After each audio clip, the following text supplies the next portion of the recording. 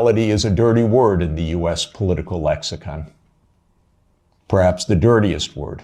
At least if you're an enemy, we know you're an enemy. If you are neutral, you're subversive. Because then you're really against us. Because you're not telling us. You're pretending to be neutral. So this was the mindset, and the decision was taken formally in 1994. Neutrality, a word that in the U.S. sounds like an insult. If you're not with them, you're the enemy. If you don't choose a side, you're a threat. That's the mentality shaping world politics today. When President Clinton signed off on NATO enlargement to the east, you will recall that in February 7th, 1991, Hans-Dietrich Genscher and James Baker III spoke with Gorbachev. Genscher gave a press conference afterwards where he explained, NATO will not move eastward. We will not take advantage of the dissolution of the Warsaw Pact.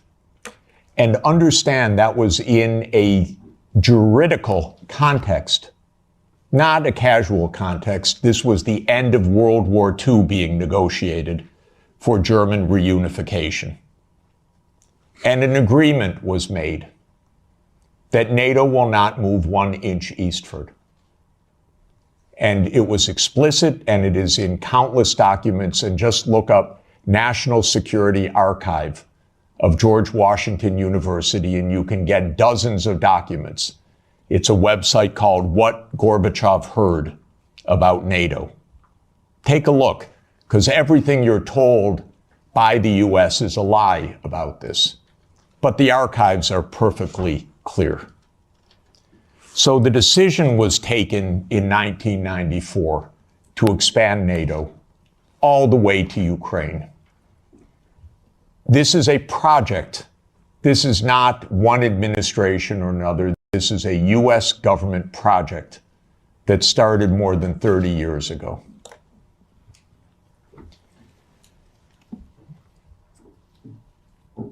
In 1997, Zbigniew Brzezinski wrote The Grand Chessboard. That is not just musings of Mr. Brzezinski. That is the presentation of the decisions of the United States government explained to the public, which is how these books work. And the book describes the eastward enlargement of Europe and of NATO as simultaneous events. Jeffrey Sachs points to something the world was never meant to hear: that neutrality itself is treated as subversion in Washington. Everything must be black or white, and anyone who refuses to align immediately becomes a target. This isn't speculation. It's documented history. NATO promised not to expand east, and yet it did. The archives exist. The agreements exist. Only the truth was buried under politics. And there's a good chapter in that book that says, what will Russia do as Europe and NATO expand eastward? And I knew Zbigniew Brzezinski personally. He was very nice to me. I was advising Poland. He was a big help. He was a very nice and smart man, and he got everything wrong.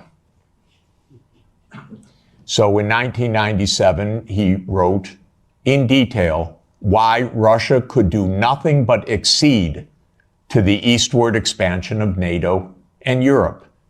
In fact, he says the eastward expansion of Europe, and not just Europe, but NATO. This was a plan, a project. And he explains how Russia will never align with China.